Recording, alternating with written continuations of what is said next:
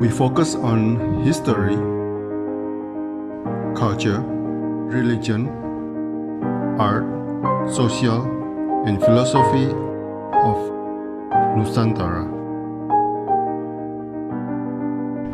Here, in the presence of Nusantara, we were made to be forgotten about the goodness of ourselves.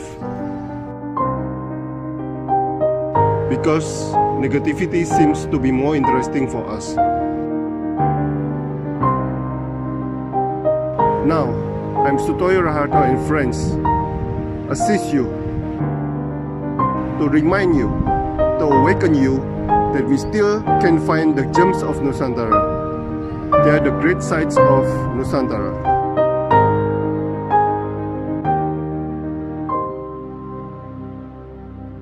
Selamat pagi, Ibu Inge Tumiwa Bahrain. Selamat pagi.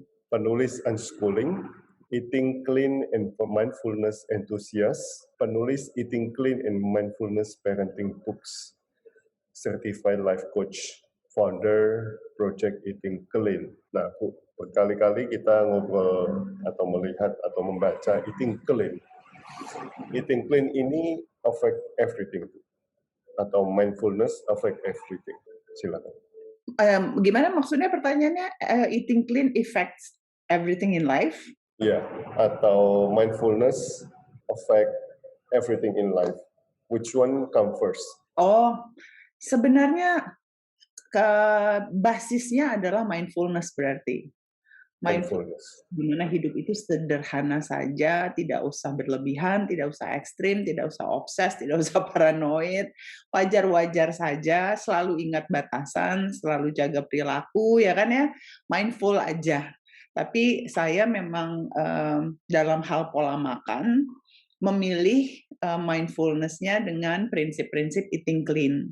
Kenapa? Karena di balik prinsip eating clean, saya diajak untuk memilih bahan pangan yang memang benar bernutrisi, dihasilkan alam, membantu kesejahteraan petani kecil, tidak mengandung pestisida, GMO, zat-zat kimia buatan manusia, racun-racun buatan manusia, dan meninggalkan makanan-makanan yang itu tadi, yang isinya adalah toksin-toksin yang secara jangka panjang akan mempengaruhi kesehatan kita, baik mental maupun fisik. Jadi basisnya hidupnya adalah mindfulness, makannya mindful, wajar, tapi sedikit lebih tajam lagi dalam hal pemilihan bahan pangan karena menggunakan prinsip eating clean. Gitu. Sebelum eating clean, Ibu merasakan perbedaannya? Sebelum eating clean, saya eating apa aja. Eating segala macam. Dan itu adalah kebiasaan yang didapat dari kecil, apalagi semakin saya udah bekerja, punya uang sendiri, waktu udah lulus kuliah gitu ya, kebiasaan jajan, makan di luar, apalagi belakangan delivery itu restoran makin banyak yang buka, makanan kemasan semakin beraneka ragam. Alhasil masuk umur 30 tahun, masuk umur 40, hampir umur 40 saya mendapat autoimun dan saya mendapatkan kanker. Jadi yang saya rasakan pola hidup, pola makan yang tidak sehat saya itu dengan pola sekarang yang sehat itu perbedaannya signifikan sekali kalau dari segi kualitas kesehatan, mental, fisik maupun kualitas kehidupan secara menyeluruh. Dan autoimun, kansernya hilang? Autoimun tidak akan pernah bisa sembuh total, tapi tidak semakin parah. Beberapa organ atau beberapa kondisi yang waktu itu sudah parah berhasil di reverse sedikit, dibalikkan sedikit, tapi tidak sembuh total ya. Jadi misalnya waktu itu autoimun saya sudah menyerang tiroid, adrenal, dan pencernaan. Pencernaan saya sampai di titik gagal cerna. Tapi sekarang pencernaan saya sudah bisa kembali bekerja, walaupun saya tahu dia tidak sembuh total 100%. Jadi untuk saya tahu bahwa saya sekarang hidup bersandingan dengan autoimun. Penting sekali untuk saya menjadi mindful, menjaga perilaku terus-menerus, menjaga perilaku dengan ikhlas, apa yang dimakan, kapan saya tidur, kapan saya istirahat, bagaimana saya berpikir positif, supaya menjaga jangan sampai penyakit yang tidur ini di dalam diri saya, autoimun ini flare back atau kambuh kembali, atau menjaga organ-organ yang sebenarnya sudah pernah rusak dan sekarang kondisinya pun tidak prima 100%, tidak kolaps lagi. Jadi itu aja sih. Lo itu butuh mindful, Bu. Itu butuh mindful. Dengan ikhlas dilakukan. Oke, saya share screen, Bu. Hidup itu penuh kolaborasi, bukan persaingan, permusuhan, ataupun permainan soliter. Saling bantu, saling bagi tugas, saling kerjasama, saling mengingatkan, saling menguatkan, itu yang aku rasakan selama ini. Juga hari ini, grateful. Bagaimana jika ada yang tidak bisa saling, Bu? Apa yang sebaiknya kita lakukan? Silakan. Kalau ada yang nggak bisa saling tuh biasanya orang jadi kesel gitu ya. Kalau saya selalu berprinsip kalau ada yang nggak bisa saling bantu, nggak ada yang bisa saling apa namanya, nggak, misalnya di rumah nggak bisa sama-sama makan sehat gitu ya. Saya selalu melihatnya kembali kepada diri sendiri aja deh. Always come to ourselves dulu. Nggak usah ngelihat ke orang lain dulu. Jadi prinsip saya, kalau ada yang nggak bisa saling, jangan pernah push, jangan pernah force, jangan pernah diceramahi, gitu. Instead, sebentar ya, ini ada yang ngetok pintu tiba-tiba di luar.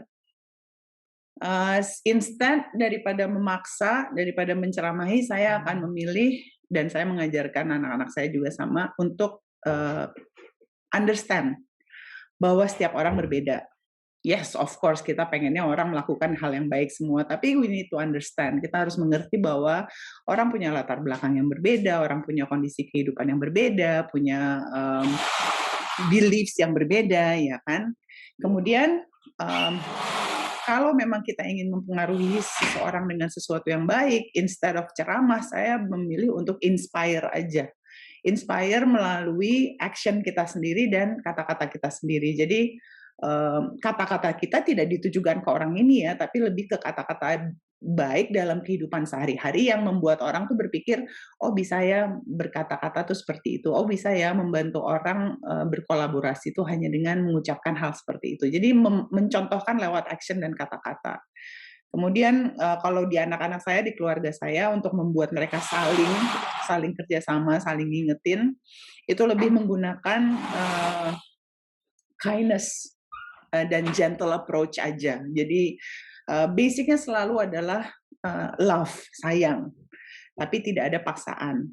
Kalau memang dia memang tidak mau, saya memilih untuk tanya, kemudian mendengar, dan mendengarnya bukan sekedar mendengar kemudian mencari keywordnya untuk didebat, dibantah, dicari siapa yang menang, siapa yang salah, siapa yang benar gitu kan, tapi bukan, tapi didengarnya adalah untuk mengerti, untuk memahami dia, perspektif dia tuh apa ya, maksud dia tuh apa yang dia tidak pahami ya. Kemudian dari situ mencoba untuk berdiskusi.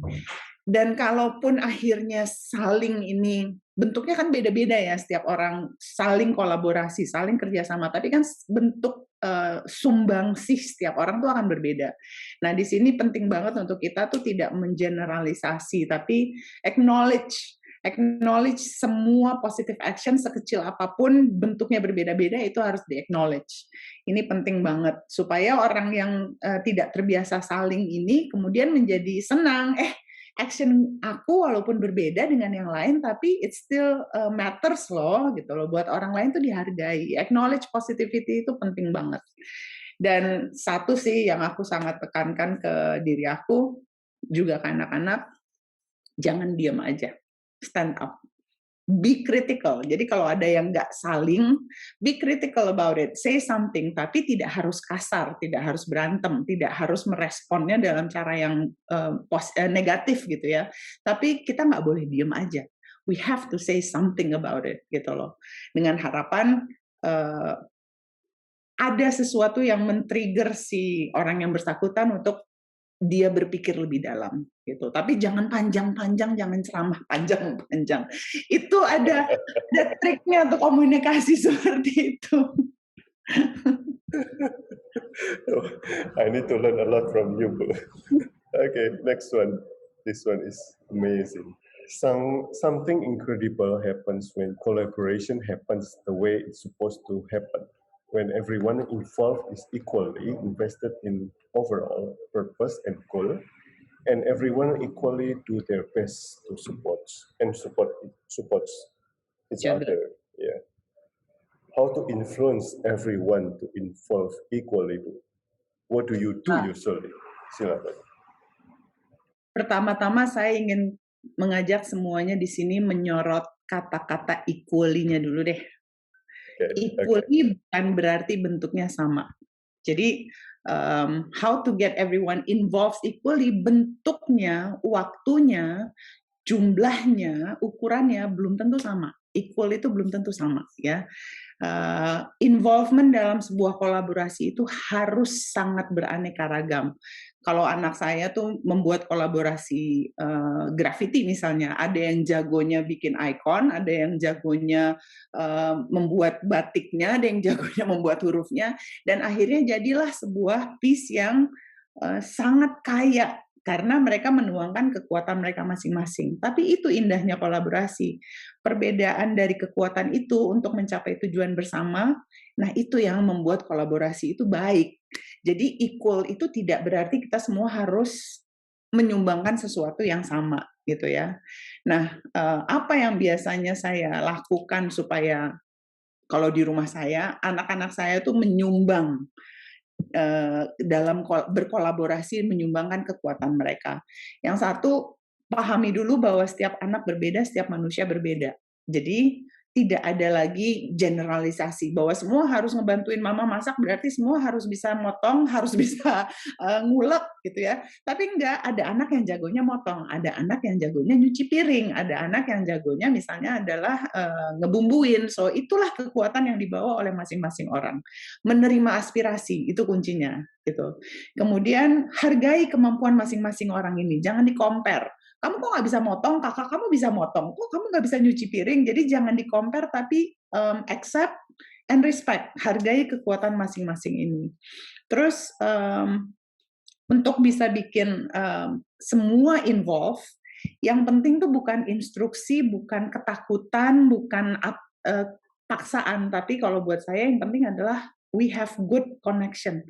We engage dengan mereka sehingga mereka melakukannya itu dengan senang, getting involved-nya tuh dengan sukarela, dengan senang, menyumbangkan kekuatan mereka tuh dengan bahagia, dengan ikhlas.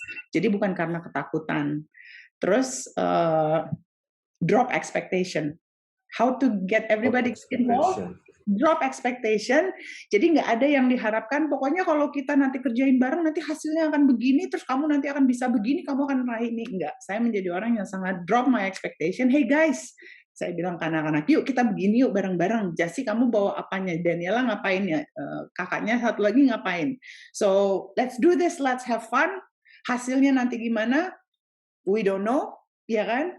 Tapi we're just going to menikmati prosesnya dan mari kita antisipasi. Kira-kira dalam menjalankan proses ini kita akan ketemu tantangan apa, who can handle what, siapa yang bisa bantuin cari solusi. Itu lebih penting daripada hasil akhirnya nanti. So no expectation terhadap hasil akhir. Dan itu akan membuat involvement itu nyaman. Nah, itu yang saya jalankan sebenarnya di rumah saya. Dan akhirnya setiap involvement sekecil apapun, seterlambat apapun. Jadi kami udah hampir selesai, tiba-tiba kakak yang paling gede pulang. Lagi ngapain nih? Aku ikut dong. Dia hanya bisa finishing touch-nya aja misalnya, karena udah mau selesai project kami bersama. No matter how small, involvement adalah involvement. Jadi harus di-appreciate, harus di-acknowledge. Dan itu yang membuat orang akan ketagihan. Lagi yuk, kolaborasi lagi. That's actually apa yang aku lakukan sehari-hari untuk membuat kolaborasi, involvement di keluarga aku terus hidup sebagai bagian dari kehidupan kami. I need to learn from you, Bu. No, itu sebenarnya banyak bisa dilakukan. Tapi aku setuju sih Pak bahwa kolaborasi, getting involved, mengenali kekuatan sendiri, meng-acknowledge kekuatan orang lain, menerima, menghargai, tidak judging, itu semua harus dilatih dari kecil.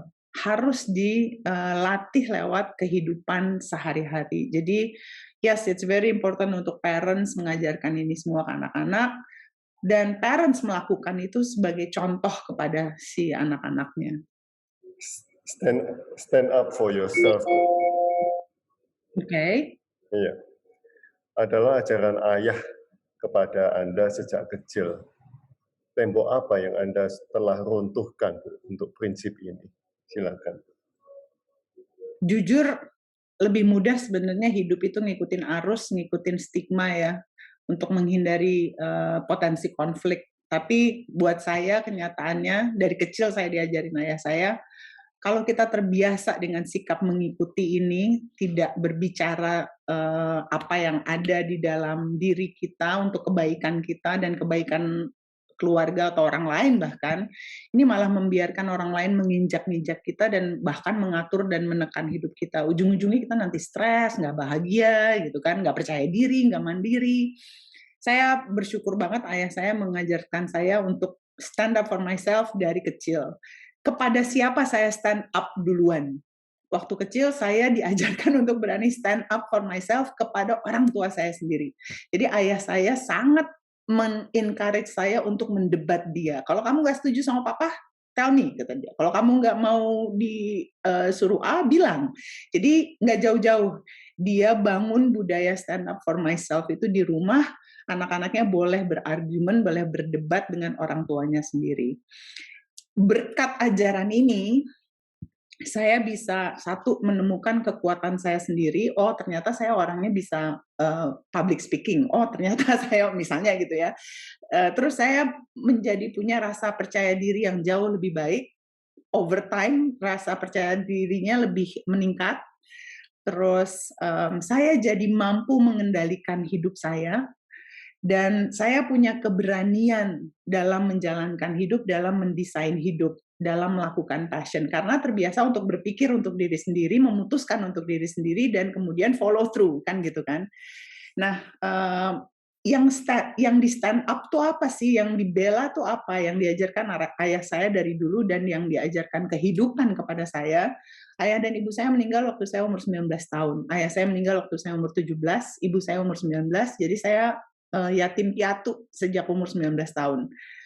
Orang tua dan kehidupan yatim piatu mengajarkan saya untuk stand up for my being, bahwa ya muka saya begini ya, badan saya tidak sempurna, ya root saya, culture saya, asal muasal saya, itu semua saya bela. Kemudian stand up for my values and life principles yang benar. Kemudian stand up for my time. Dengan stand up for my time, salah satu tembok yang runtuh adalah saya tidak lagi menghambur-hamburkan waktu untuk hal-hal yang tidak bermanfaat.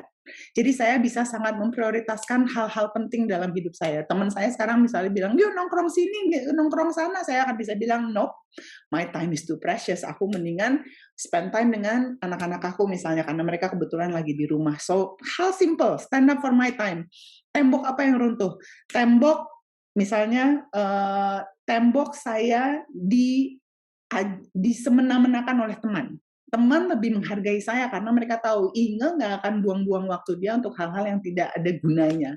Jadi kalau kita mau ngajak dia, it has to be something yang memang meaningful kegiatan gitu loh. Kemudian I stand up for my health. Jadi waktu saya autoimmune, saya kanker, di saat saya udah hidup itu sulit sekali karena physically saya tidak mampu beraktivitas sebagai orang normal, I stand up for myself and I say, no, saya mau melawan kamu ya, penyakit, here I come, I'm gonna fight you. Itu kan bentuk lain dari stand up for myself. Tuh. Dan I stand up for my choices in life, bahwa saya memilih untuk merubah pola makan, I stand up to my pilihan untuk meninggalkan sekolah, itu semua meruntuhkan banyak sekali tembok yang membuat saya tidak bahagia. Bisa sih saya ngikutin aja terus stigma bahwa anak harus sekolah. Anak saya nggak bahagia, sayanya makin nggak bahagia, ujung-ujungnya anak saya dengan saya cekcok melulu, makin dia gede makin cekcoknya tambah banyak. Jadi kalau ditanya, oh tembok apa yang runtuh gara-gara saya stand up untuk urusan sekolah? Tembok ketidakharmonisan orang tua dengan anak itu hilang, misalnya seperti itu. So, banyak yang saya rasakan manfaatnya dari stand up for myself ini, dari mulai pernikahan, kehidupan keluarga, melawan penyakit, membahagiakan anak-anak, dan hidup saya nggak akan sampai di titik ini menjadi penulis, menjadi life coach kalau karena bukan saya mau ini, saya bisa, saya boleh mengambil keputusan ini. Kalau ada yang nggak suka, sini, ayo bicara gitu. Tapi not necessary kita harus berantem, not necessary saya harus ngikutin kamu ya. Saya juga bicara bukan untuk merubah pikiran kamu ya. I just need to say it because kamu bertanya. Tapi kalau kamu nggak bertanya pun saya nggak akan jelasin because I don't need to explain why I'm doing this gitu loh. Nah itu bentuk stand up for myself yang saya pegang dari saya kecil diajarin ayah saya. Sepi sih perjalanannya, honestly, karena kita sangat berlawanan dengan kebanyakan orang. Iya. Tapi dengan percaya diri, dengan meaningful actions, walaupun tidak banyak orang yang kita temui di perjalanan ini, it's very fulfilling, it's very meaningful, dan membahagiakan. Yatim piatu itu membuat Ibu tougher, Yes, really tough. sangat membuat saya tangguh, kata-katanya ya. Yeah. I am an imperfect woman, but I can make nourishing decisions. I'm not a superwoman, but I can change, follow through, and empower.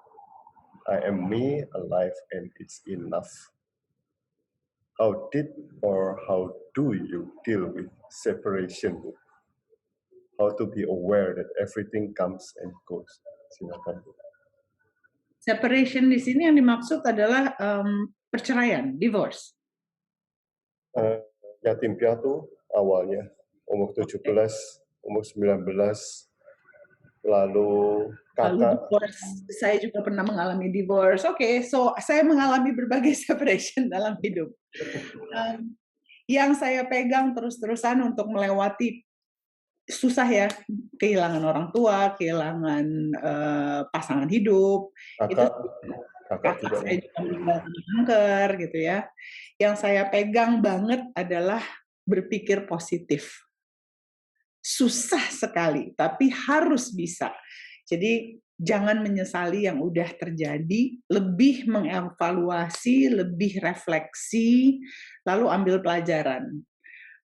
Kalau kayak misalnya dalam kondisi ditinggal orang tua, percuma juga saya menyesali kenapa ayah saya meninggal diambil sama Tuhan dalam waktu usia yang sangat muda, bla bla bla bla, terus habis itu nangis Bombay terus-terusan tiap hari. Tapi lebih baik saya mengevaluasi dan mengantisipasi. Evaluasi itu lebih yang papa tuh meninggalnya kenapa sih, sakitnya apa, kemudian kenapa bisa sakit seperti itu ya. Itu yang akhirnya saya pakai untuk membantu saya pribadi melawan penyakit kanker. 20 tahun kemudian. Ayah saya soalnya dulu adalah penderita kanker. Beliau meninggal karena kanker. Jadi banyak pengalaman dia yang saya pakai untuk merefleksikan diri, dan kemudian saya pakai untuk membantu diri saya melawan penyakit saya. Kalau dalam hal perceraian misalnya, lebih merefleksikan daripada nyesel, nangis, dan lain-lain, saya lebih memilih ini kesalahannya apa ya? Dan buat saya, dari dulu saya diajar oleh orang tua saya bahwa kesalahan dalam hidup itu it's normal, it's okay, dan kamu akan belajar lewat kesalahan. Jadi yang penting kalau kamu salah, kamu mengevaluasi dan memikirkan kenapa sampai salah, lalu memikirkan bagaimana caranya untuk memperbaiki kesalahan itu agar tidak terulang kembali. Yang lebih penting adalah bukan menghindari kesalahan, tapi tidak mengulangi kesalahan dan belajar dari yang sudah terjadi. So, berpikir positif itu yang terus saya pegang. Saya nggak tahu waktu saya kecil, umur 17 tahun, 19 tahun, nggak ada uang sepeser pun di tangan, bagaimana caranya saya bisa berpikir positif. Kadang-kadang I'm also amazed gitu ya, gimana ya anak umur 19 tahun waktu orang tuanya dua-duanya nggak ada kok bisa berpikir seperti positif seperti itu. Tapi sebenarnya itu adalah sebuah kemampuan, muscles, thinking muscles yang secara tidak sadar itu dibiasakan oleh orang tua saya di rumah dari sejak saya kecil. Mau itu pada saat saya mau bertanding, saya dulu atlet, mau itu pada saat saya mau menghadapi misalnya anjing saya mati, dulu saya pelihara anjing waktu kecil. Tapi dari kecil orang tua saya selalu mengajarkan untuk merespon segala sesuatunya itu dengan positive thinking. Dan itu menjadi habit. Habit ini yang saya bawa sampai gede, yang akhirnya pada saat saya mengalami kehidupan perpisahan dalam kehidupan, muscles positive thinkingnya memang sudah terlatih dan bisa saya gunakan dengan baik gitu. Nah, ini yang sangat membantu saya dalam menghadapi separation. Kemudian yang paling penting juga adalah menerima bahwa manusia boleh sedih, manusia boleh marah, manusia boleh kecewa. Jadi emosi itu tidak harus ditutupi, emosi itu harus dirasakan, ya kan? Lalu tidak bisa sendirian, harus ada support system. Entah itu satu orang kakak yang memahami kita, yang mau mendengarkan kita, no judgment, nggak ceramah panjang lebar, tapi kita tahu kita bisa bicara apa saja ke dia, atau seorang sahabat, nggak perlu semua orang mengerti kita, tapi cukup ada satu aja yang ngerti, it helps. Jadi ada support system yang memahami kita dengan baik, dan habis itu saya cuma berpegang bahwa time will heal, percaya pada waktu. Proses itu perlu waktu, perbaiki sesuatu itu perlu waktu, melewati sesuatu itu perlu waktu, nggak bisa instan, nggak bisa dipercepat. Dan kalau kita mau sabar melewatinya, tertatih-tatih, belajar, refleksi, bangkit, nangis, tapi kita percaya bahwa eventually waktu ini akan kita lalui dan kita akan sampai di kehidupan yang lebih baik. Itu yang saya pegang sih dalam menghadapi kehidupan saya yang banyak perpisahan-perpisahan berat ini. Positive thinking. Positive thinking. Stand up for yourself. Wow, amazing, Bu. And sekarang comfortable, Bu. By proxy saya akan bilang I am happy. Happiness bukan sesuatu yang harus dicari. Happiness bukan artinya kita bangun tiap hari tersenyum dan 1 kali 24 jam kita senyum terus 365 kita merasa happy dan ketawa terus, bukan. Happiness is by general, hidup itu tetap ada naik turunnya. Happy is a feeling, sama dengan sad, sama dengan marah, sama dengan kecewa, kesel. Happy is a feeling, emosi gitu ya. Tapi by proxy, hidup kita dengan naik turun itu, dengan semua challenge yang ada, bisa kita jalani, bisa kita ambil maknanya, meaningful buat kita. Setiap pembelajaran kita bangkit kembali dan memberikan sebuah pembelajaran yang menjadikan kita manusia yang lebih baik, mendekatkan keluarga kita, meningkatkan hubungan kita dengan pasangan, hal-hal seperti itulah ya. Dan by proxy saya akan bilang, yes, I am happy. Saya bukan perempuan pengusaha yang kaya raya, saya bukan penguasa, saya bukan perempuan super, tapi yes, I'm happy. Saya bisa melakukan passion saya dalam hidup, menulis, membesarkan anak-anak saya bisa memilih kehidupan yang saya inginkan. Saya pengen setengah di Jakarta, saya pengen setengah di Bali, saya pengen kapan saya ke pantai, saya bisa ke pantai, saya pengen tarik anak saya keluar dari sekolah, saya bisa kasih dia kehidupan yang full wholesome. Buat saya itu pilihan-pilihan yang nggak bisa dinilai dengan uang, dan yes, in general, I'm happy with my life. Kalau ditanya satu hari nanti, ada penyesalan nggak dalam hidup? Cerai dulu, orang tua begini, sakit, apa, saya akan bilang no. Everything comes with the reason, bahwa saya dikasih sakit karena Tuhan mau ngasih saya pembelajaran, karena saya harus belajar sesuatu. Orang tua saya meninggal pada saat saya usia muda, because saya mau diajarkan sesuatu. So no regrets. Walaupun saat menjalankannya berat sekali, tapi no regrets, karena eventually semua itu yang membentuk saya dan menjadikan saya siapa saya sekarang dan di mana hidup saya sekarang. Gitu. Amazing, Bu. Terima kasih pencerahannya. Terima kasih Bapak untuk waktunya. Amazing. I learned a lot from you today. Saya senang bisa berbagi, tidak bermaksud menggurui, hanya berbagi ya. You are tough woman, Bu. Superwoman. Wow, jauh dari superwoman. Saya hanya berlatih untuk menerima, accept. Saya berlatih untuk make peace, berdamai dengan apa yang ada dalam hidup saya, be content. and be realistic. Bermimpi tetap, tapi mimpinya pun realistik aja. So no high expectation, just antisipasi dan realistis. That's me. Thank you Bu Inge atas waktunya, Terima atas kasih, Pak. pencerahannya. See you in Bali, Bu. Kapan-kapan kita bisa ketemu lagi. We have to meet in Bali. Bye-bye.